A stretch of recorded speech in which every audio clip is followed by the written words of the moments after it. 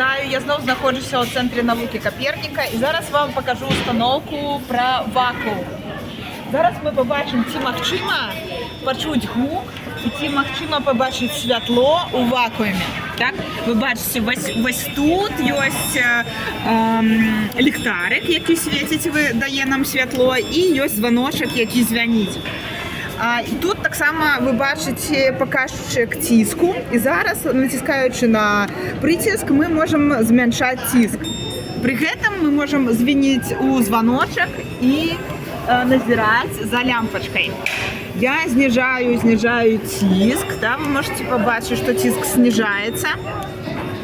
Тиск становится минус 30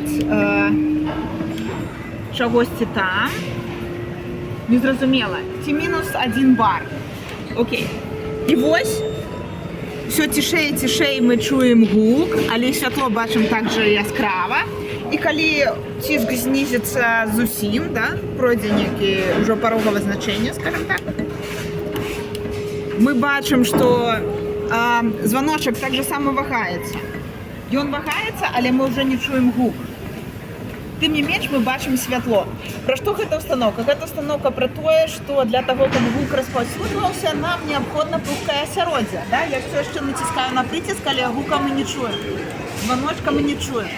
Отримується, що треба пухке осероддя, тому що хваля гука з'являється продольною хвалею. Так, это значит, что у нас стискается и растискается як гармонік прухке осероддя вокруг. Повітря з'являється прухим осероддям. Світло ж з'являється поперечною хвалею. І це значить, що це зовсім інший вид хвалі.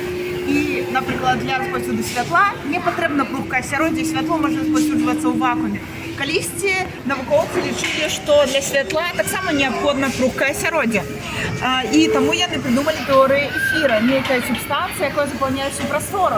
І нібито ефір з'являється тим прухим осероддям, яке вагається і розповсюджує світло. Але тепер, дякуючи теорії відносності Ейнштейна, ми відаємо, що ефіра нібито не існує. Ось і все.